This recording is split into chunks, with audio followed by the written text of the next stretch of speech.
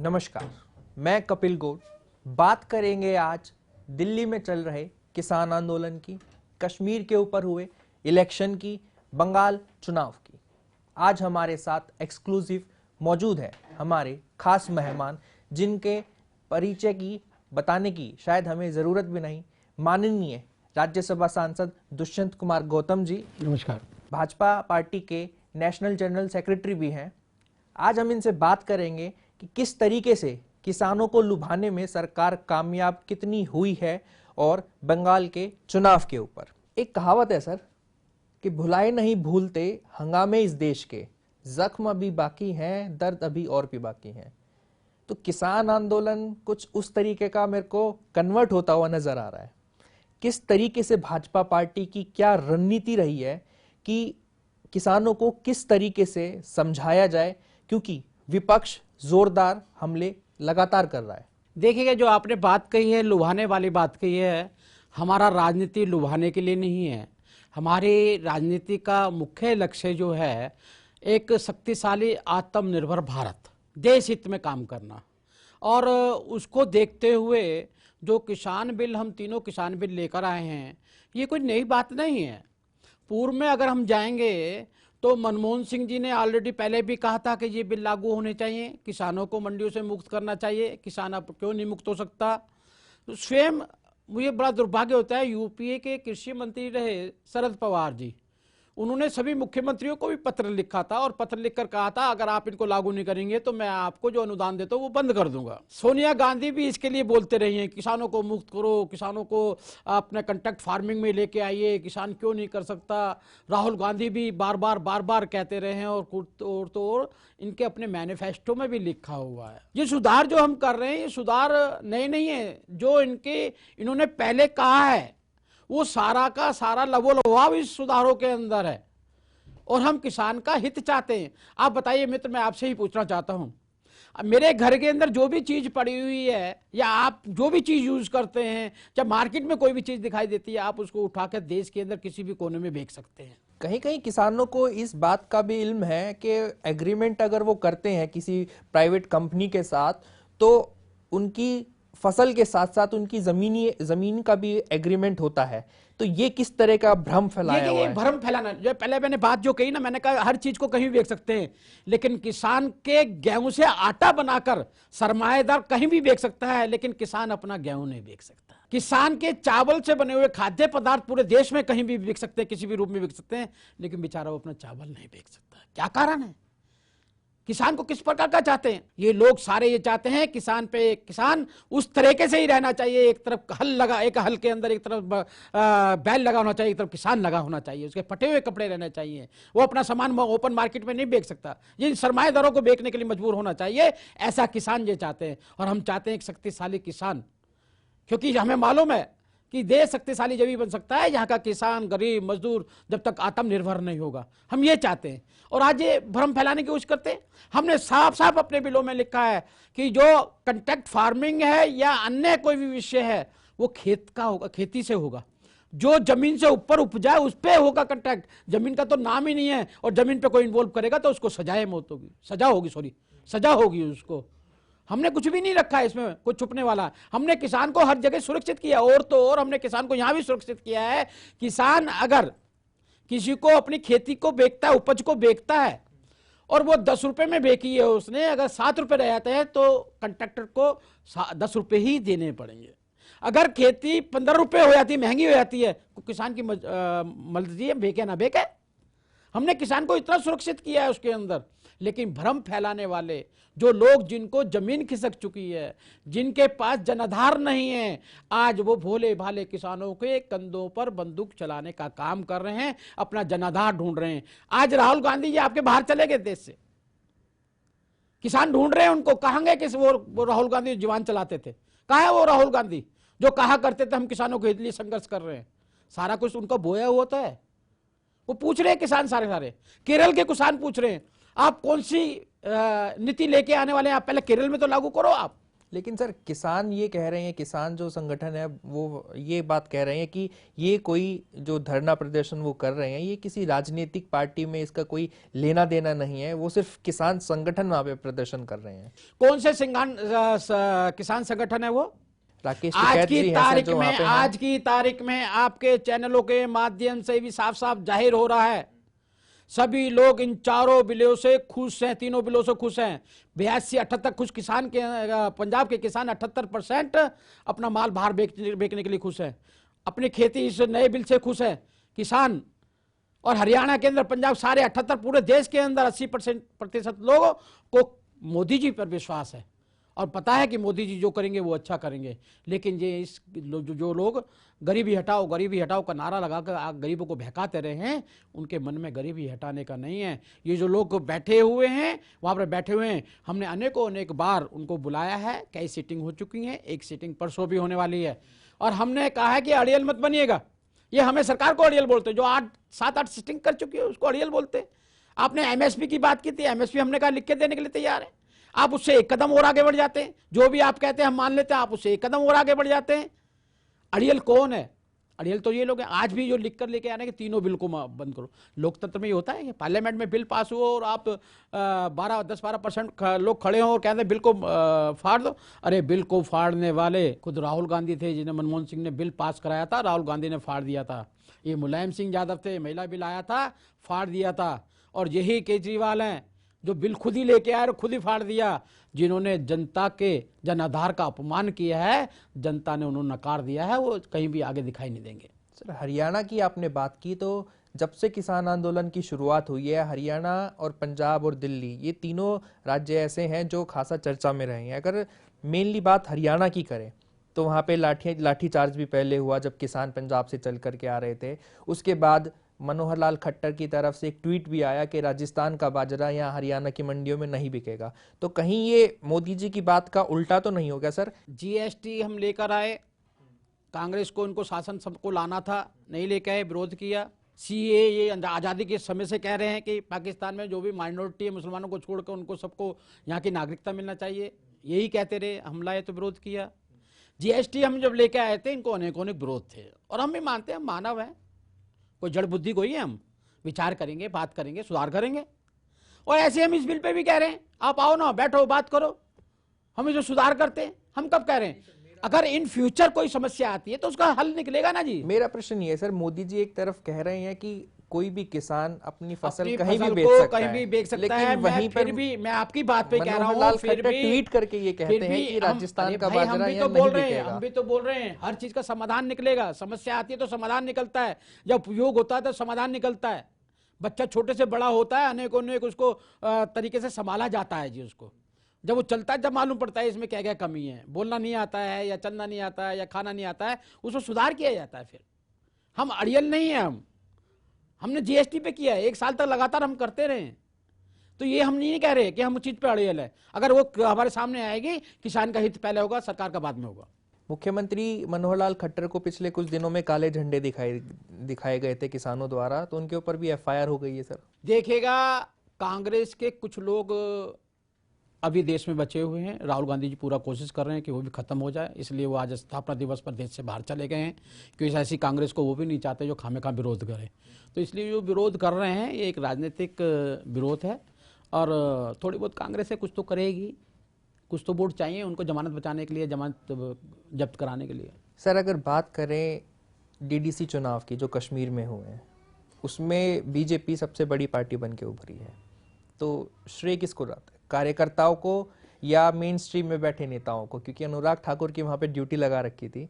देखिएगा, आज़ादी के बाद लोगों को संविधान के अनुसार एक वोट का अधिकार मिला था, और उसमें कहा गया था कि आज के बाद वोट से ही राजा रानी पैदा होंगे, रानी के पेट से राजा पैदा नहीं होंगे। लेकिन कश्मीर को 70 वर्ष उस वोट के अधिकार से वंचित रखा गया, जिसका परिणाम आपने देखा होगा। 70 वर्ष तक 3 साम्राज्य जो रियासतें थी, कांग्रेस की रियासत थी, अब्दुल्ला की रियासत थी और मुफ्ती की रियासत, ये 3 रियासतें उनका शोषण करती रही थी। लेकिन आज आपने देखा होगा 370 खत्म होने के बाद में, जिसको कांग्रेस कहती थी घिसते घिसते घिस जाएगी। उन्होंने पक्का नहीं कहा था, उन्होंने घिसते घिसते घिस जाएगी, लेकिन 370 नहीं घिसी उनसे, वो खुद घिस गए। आज 370 हटने के बाद में आज भारतीय जनता पार्टी के एक एक कार्यकर्ता, छोटे से लेके बड़े तक, एक कार्यकर्ता के रूप में ही काम करता है और सबकी मेहनत और लगन से। और सबसे बड़ी बात तो यह है कि वहाँ की जनता की इच्छा के अनुरूप भारतीय जनता पार्टी ने काम की है। इसलिए कश्मीर से लेकर केरल तक, कन्याकुमारी में आपने देखा, केरल में भी हम जीत कर आए हैं।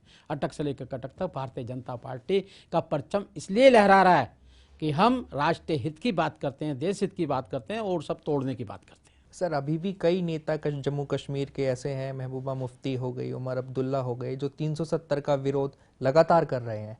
तो क्या उनके मंसूबे पूरे हो पाएंगे भारतीय जनता पार्टी के राज में? देखिए, उनका मंसूबा ये है कि 370 लगे, केंद्र से पैसा है, हम तीनों बांट लें, हमारे बच्चे विदेशों में पढ़ें, हम विदेशों में जाएं, हम कश्मीर के अंदर टूरिज्म की तरह यहाँ पर आएँ। लेकिन ये अब नहीं चलने वाला।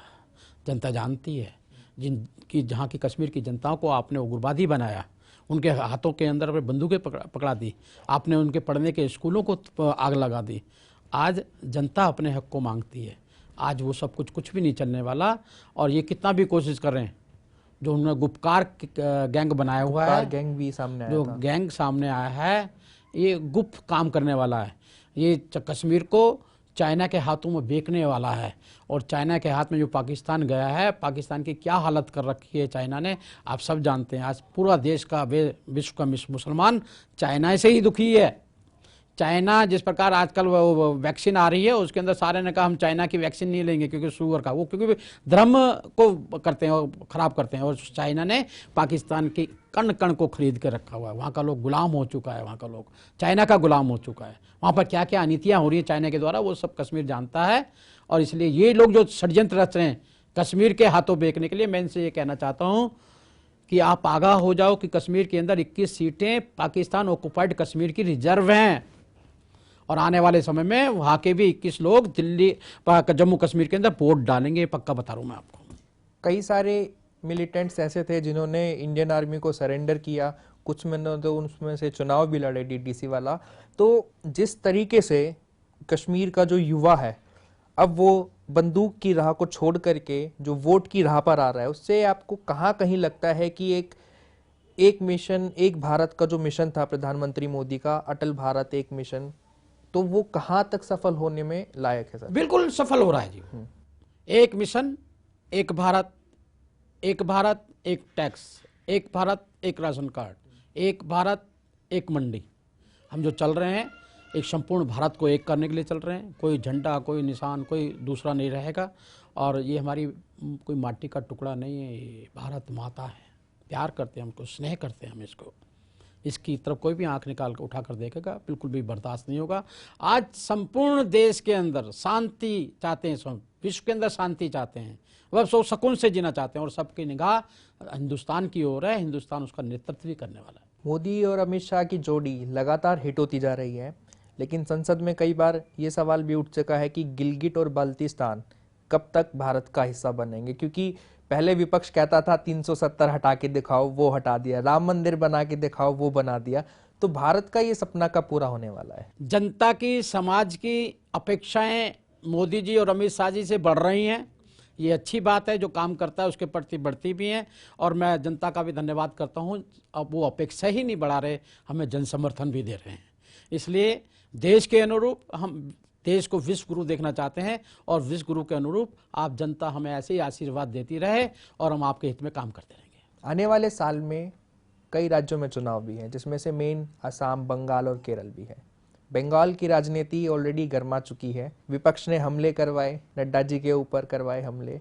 तो क्या रणनीति है आगे की भाजपा की कि बंगाल को किस तरीके से अपनी झोली में डालें? देखिए, भारतीय जनता पार्टी का एक एक कार्यकर्ता किसी भी आक्रमण से, किसी भी घटना से डरता नहीं है कभी भी, क्योंकि वो कोई एमपी, एमएलए, मिनिस्टर बनने के लिए नहीं आया पार्टी के अंदर। वो पार्टी में आया है देश को बचाने के लिए, राष्ट्र को बचाने के लिए।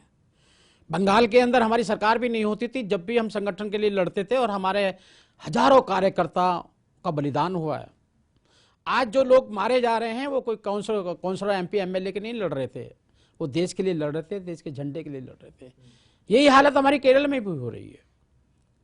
अभी केरल में राष्ट्रीय कार्यकारिणी हुई थी, आदरणीय अमित शाह जी के सामने एक एक घायल कार्यकर्ताओं को खड़ा किया गया था जो भारत माता की जय बोल रहे थे। 35 जख्म उनके सर पे थे। 5 लोगों बच्चों को लाया गया। उनके माँ बाप आज भी कह रहे थे हमें बड़ी खुशी है कि हमारे बच्चों ने राष्ट्रीय हित और देश हित में काम किया और आगे भी और बच्चे हम जन्मेंगे तो वो देश हित में ही काम करेंगे। तो इसलिए भारतीय जनता पार्टी राष्ट्रीय हित की पार्टी है, राष्ट्र का हित पहले है।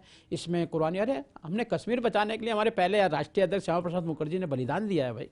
हम तो बलिदानों पे बनते रहे हैं, बलिदानों के लिए जीते रहे हैं, बलिदानों के हमने बलिदान दिया है देश की हर संघर्ष पर। मैं जानना चाहता हूं इस कांग्रेस से, आज आपके माध्यम से भी जानना चाहता हूं, जो खून के सने हुए कपड़ों से, खून खराबे से अपना शासन चलाती है, जिसने देश के टुकड़े कराकर लाखों लोगों की कुर्बानी देकर जवाहरलाल नेहरू को प्रधानमंत्री बनाने का षड्यंत्र रचा। कितने लोग सरदार, पंजाब जो ऑक्युपाइड कश्मीर है, कितने पंजाबी लोगों को, सरदारों को मारा गया था। आप याद कीजिएगा, ट्रेन की ट्रेन भरकर आई थी खाली जवाहरलाल नेहरू को प्रधानमंत्री बनाने के लिए। आज गुरु नानक की जन्मभूमि को दूरबीन से देखा करते थे, आज करतारपुर को देश के प्रधान नरेंद्र मोदी जी ने जाने के लिए खोलने का काम किया है।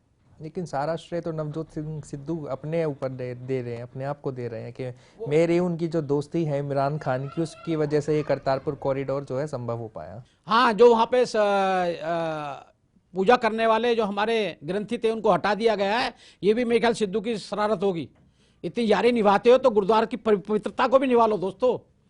कुछ भी नहीं है, ये बकवास है। ये देखते हैं मलाई देखते खड़े जीभ में पानी आता है इनके जी। आज 84 के दंगों के अंदर इन्होंने शासन प्राप्त करने के लिए कि बड़ा पेड़ हिड़ता है तो जमीन दहलती है। हजारों सरदारों को इन्होंने कुर्बान कर दिया। ये लोग, कांग्रेसी लोग, सरदारों की मौत के ऊपर शासन करते रहे। ये आज हमें कहते हैं हमने शासन के लिए मौत नहीं की, हमने लोकतंत्र बचाने के लिए हमारे कार्यकर्ताओं ने बलिदान दिया है और हम उस हर बलिदान के लिए आज भी तैयार हैं। आज भी क्या हुआ, कल परसों पंजाब के अंदर 25 तारीख को हम अटल जी का जन्मदिन मना रहे थे। वो सारे किसान जन्मदिन मनाने के लिए बैठे हुए थे, जिनको अटल जी ने किसान क्रेडिट कार्ड दिया। उससे पहले किसानों के ये सारे लोग, महाजन लोग, भूमियों को गिरवी रखिया कर लिया करते थे और जब वो पैसा नहीं चुका पाते थे तो उनकी भूमि को हड़प लिया करते थे, उनको जानवरों को उठा के लिया करते, उनको जेल में डाल दिया करते थे। उससे अपमानित होकर वो आत्महत्या करता था। लेकिन प्रधानमंत्री जी ने, अटल जी ने, सरदार अटल जी ने किसान क्रेडिट कार्ड देकर उनसे इनको मुक्त कराया। और यही नहीं, किसान सड़क योजना चलाई ताकि उसका किसान अपनी किसी भी उपज को लेकर शहर में जाके बेच सके आराम से। हम उनका जन्मदिन मना रहे थे और आदरणीय देश के प्रधानमंत्री नरेंद्र मोदी जी का मार्गदर्शन मिलने वाला था और उस मार्गदर्शन के अंदर वो बताने वाले थे कि हमने किसानों को यूरिया के लिए लाठी खाते हुए देखा है, हमने लाठी से बचाने का काम किया है। हमने किसानों को, हमने नीम कोटित यूरिया दिया है हमने किसानों को, ताकि वो किसी प्रकार से यूरिया के कारण लाठियां नहीं खाए। लेकिन कांग्रेसी लोग, जो राजीव गांधी कहा करते थे मैं 100 रुपये भेजता हूं, 15 रुपये पहुंचते हैं, 85 पैसा। जो कांग्रेस की दलाल दाएं बाएं के सब खा जाया करते थे। यूरिया फैक्ट्रियों पे चला जाया करता था। देश के प्रधानमंत्री नरेंद्र मोदी ने यूरिया ही नहीं, कांग्रेस सम्मान निधि 6000 रुपया देते हैं। किस लिए देते हैं? इसलिए देते हैं कि किसान को छोटी छोटी पैसों के लिए कहीं भागना ना पड़े, महाजन के पास ना भागना पड़े, किसी पर परेशान नहीं होना पड़े। लोग, किसान खुश हैं आज की तारीख में। हमने सोल हेल्थ कार्ड चलाया, किसान को मालूम नहीं पड़ता था उसकी भूमि के अंदर, उसकी मिट्टी के अंदर किस चीज की कमी है, वो उसको चेक करा सकता है, किस चीज की कमी, उसको डाल के उसको कम पैसे के अंदर ही उपजाऊ बना सकता है। हमने किसान के साथ कंधे से कंधा मिला के खड़े रहे हम लोग। और बड़े सौभाग्य की बात है, 25 तारीख को अटल जी के जन्मदिन पर प्रधानमंत्री ने एक स्विच दबाकर, जो हम कहते थे हम पारदर्शिता, हम एक ऐसा शासन देने चाहते हैं जिसके अंदर भ्रष्टाचार नहीं होगा। 9 करोड़ किसानों को 18,000 करोड़ एक स्विच दबाकर डायरेक्ट 18,000 करोड़ रुपया गया। कोई दलाल नहीं खा सकता उसको बीच के अंदर। 18,000 करोड़ की आपने बात की सर, बंगाल में ममता दीदी ने ऐसा कुछ भी नहीं होने दिया। ममता जी ने होने नहीं दिया, ये देश का दुर्भाग्य है। वहां ममता जी ने और दिल्ली में केजरीवाल ने, हमने 5 लाख की आयुष्मान कार्ड योजना दी जिसमें हर गरीब कहीं भी इलाज करा सकता है 5 लाख का। लेकिन इसमें कोरोना पीरियड के अंदर पूरे देश के लोग उस कार्ड के माध्यम से अपना इलाज करा सके, लेकिन दिल्ली का दुर्भाग्य रहा, वेस्ट बंगाल का दुर्भाग्य रहा। और आज बंगाल की वो कहते पैसा हमें दे दो, उनको 85 पैसे खाने की आदत पड़ी हुई है ना जी, पैसा हमें दे दो हम बांटेंगे, उनको डायरेक्ट पैसा चला जाए गरीब को वो मंजूर नहीं है। इसलिए ये दो स्टेट ऐसी स्टेट रही हैं जो नाटक और खाने वाले ड्रामेबाज हैं। आज केजरीवाल को भी आप देख रहे होंगे किस प्रकार से दिल्ली की खून पसीने की मेहनत की कमाई को किस प्रकार से वो एडवर्टाइजमेंट के लिए लुटा रहे हैं। खाली एक लक्ष्मी जी की पूजा करने के लिए दिल्ली के 60 करोड़ रुपया उन्होंने खर्च कर दिया। कोई सोशल डिस्टेंस नहीं, कोई मास्क नहीं, और सारे टीवी चैनलों को पैसा दे दे कर मेरी पूजा को आप दिखाइए। 60 करोड़ रुपया दिल्ली की जनता के खून पसीने की कमाई को उन्होंने ऐसे लुटाने का काम किया। अरे सच्चे मन से पूजा करो तो लक्ष्मी जी वैसे ही सुन लेंगे तुम्हारी। इन गरीबों के खून पसीने की कमाई को तुम्हें नहीं खाना पड़ेगा, ये नाटक और ड्रामे आपको नहीं करने पड़ेंगे। सर, क्या प्रशांत किशोर भाजपा के लिए एक सोचने वाला विषय नहीं है? क्योंकि प्रशांत किशोर ने जिस तरीके से उनके बयान भी आते रहे हैं कि 2014 में उन्होंने मोदी जी के साथ इलेक्शन की उन्होंने शुरुआत की थी, तो उसमें मोदी जी को उन्होंने विजयी बनवाया। उसके बाद फिर पंजाब में अमरिंदर सिंह की सरकार बनवाई, उसके बाद दिल्ली में भी अरविंद केजरीवाल की हाल ही में सरकार बनवाई, अभी वो ममता दीदी के साथ हैं। तो क्या शुभेंदु अधिकारी ठीक है कि उनके राइट हैंड है, लेफ्ट हैंड है, वो तो आ गए भाजपा के अंदर, लेकिन प्रशांत किशोर ने हाल ही में एक बयान दिया है कि भाजपा को 2.5 के अंक भी पार नहीं होने देंगे बंगाल के अंदर। प्रशांत किशोर वो व्यक्ति है जो अपने आप ही मियाँ मिट्ठू बनता रहता है, ना तो उसको कोई पार्टी जानती है ना कोई व्यक्ति जानता है, और वो अपने आप ही ये मैंने बना दिया, ये मैंने कर दिया, ये मैंने कर दिया, ये मैंने कर दिया है। तो एकदम राइट हैंड थे सर। वो अगर चाहे तो ट्रम्प की सरकार को गिराने का भी श्रेय ले सकता है, वो कुछ भी कर सकता है। इसलिए अगर हम जब राजनीति में होते हैं और चुनाव में होते हैं, चुनाव में करोड़ों लोग काम करते हैं, उसमें कोई एक व्यक्ति उठ के कहे मैंने कर दिया, मैंने कर दिया, मैंने कर दिया, ये मुझे लगता है कि ये सीन भी खत्म ही हो जाएगा थोड़े दिन में। केरला में सीपीआईएम की सरकार है, तो वहाँ पे भाजपा की ज़मीन कितनी मजबूत है सर? क्योंकि हाल के पिछले कुछ सालों में केरला की तरफ से भाजपा का मतलब बहुत खराब प्रदर्शन रहा है। केरला के अंदर लोकल बॉडी के चुनाव जीते हैं भैया, अभी हम पीछे ही अभी कुछ ही दिन पहले केरला के अंदर जीते हम। सरकार में कभी नहीं, सरकार में हम कब रहते थे? सरकार में ही रहा है सर केरला। सरकार में हम कब रहते थे? सरकार में हम तो जहाँ लोकल में थे, लेकिन लोगों ने देश की जनता पे इतना अत्याचार किया, इतना अत्याचार किया, तो लोगों ने देखा कि कौन सी पार्टी है जो राष्ट्रीय हित में और देश के लिए और हमारे हित में काम कर सकते हैं, वो भारतीय जनता पार्टी है। आज सब हमें गले लगा रहे हैं, केरल हो, कन्याकुमारी हो, कहीं भी हो, कश्मीर हो, सभी जगह हमें गले लगा रहे हैं, और केरल में भी हम आने वाले समय में मुंह तोड़ जवाब देंगे। आप सर, विपक्ष का हमेशा एक आरोप रहता है कि भाजपा पार्टी जब भी चुनाव नज़दीक होते हैं तो तमाम जो एजेंसियां हैं उनका उपयोग करती हैं। ये विपक्ष हमेशा से आरोप लगाता हुआ है।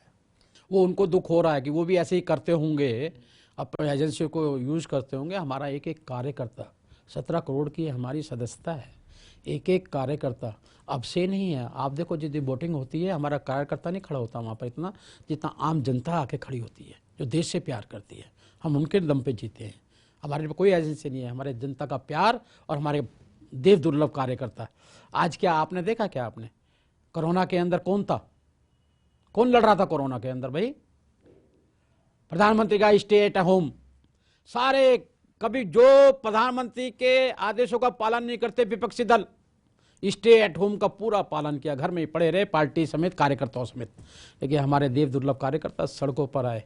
हमने केंद्रीय राज्य मंत्री, रेल राज्य मंत्री खोया है, हमने अनेकों मंत्री चेतन चौहान जैसे मंत्री खोए हैं, हमने हजारों कार्यकर्ता खाली इसलिए खोए हैं कि भारत माता मेरी है, इसमें रहने वाला मानव मेरा है, इसको बचाना मेरा हक है। हमने बुजुर्गों को जाके घर पे दवाई देने का काम किया है, हमने उनको हॉस्पिटल लेने का काम किया है। लोग मजाक उड़ा रहे थे, तालियां बजा रहे हैं, जो दीवा जला रहे हैं, इससे कोरोना भागेगा। अरे आप कम से कम देखो, तुमने अपने लिए तो तालियां भी बजाई होंगी, अपने लिए बहुत धन्यवाद करवाए होंगे। हमने उनका धन्यवाद किया है जो लोग कोरोना और मौत के बीच में खड़े हुए थे जनता को बचाने के लिए। वो सफाई कर्मचारियों को मैं नमन करता हूँ, उन हॉस्पिटल में डॉक्टरों को, नर्सों को नमन करता हूँ, उन पुलिस वालों को नमन करता हूँ, और उनको भी नमन करता हूँ जो लोग अन्य योजनाओं के अंदर कोरोना में मदद कर रहे थे। और सबसे ज़्यादा भारतीय जनता पार्टी के कार्यकर्ताओं को और अपने नेतृत्व को नमन करता हूँ, जिसने नारायण सेवा, जन सेवा नारायण सेवा का एक संकल्प जो ले रखा है, उस संकल्प पे खरे उतरे। सर, कोरोना की बात कर रहे हैं तो ब्रिटेन में एक नया स्ट्रेन आया है, उससे संक्रमित कुछ लोग भारत में भी आए हैं। तो वैक्सीन के ऊपर जो एक बात चल रही थी, अभी वो तस्वीर साफ नहीं है। तो भारत के लोग जो है वो कब तक अपेक्षा करें इसकी कि भारत में वैक्सीन इस तारीख से शुरू हो जाएगी? देखिएगा, एक कोरोना महामारी बहुत बड़ी महामारी है।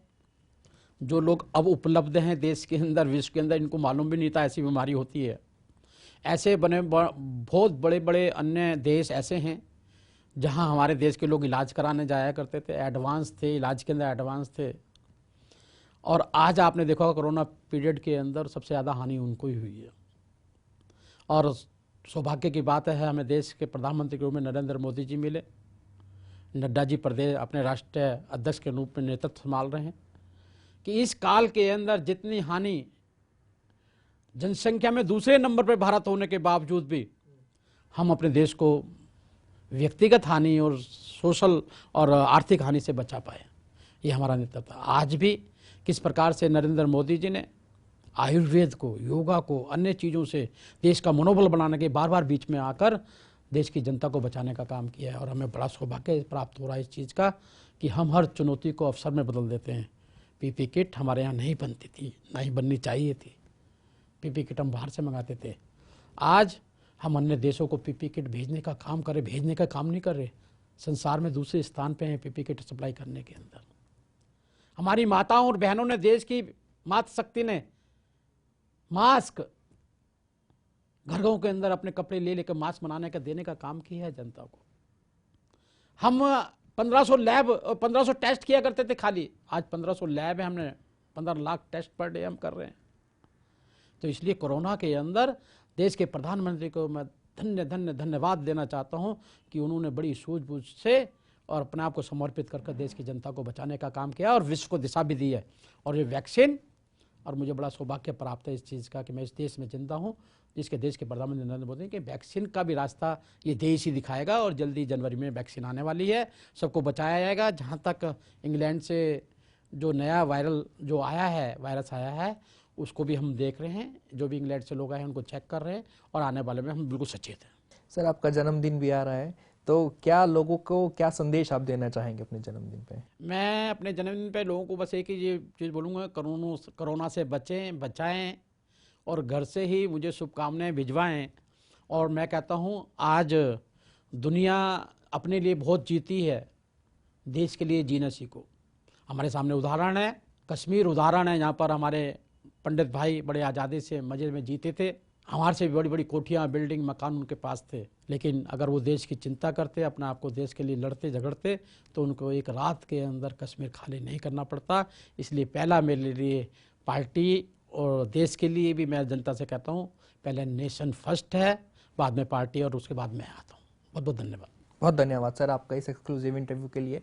तो ये थे हमारे साथ राज्यसभा के सांसद दुष्यंत कुमार गौतम जी एक्सक्लूसिव, जिन्होंने बंगाल चुनाव, कोरोना और बाकी तमाम चीज़ों पर बातचीत की। देश और दुनिया की तमाम खबरों के लिए आप देखते रहिए JK24 न्यूज़।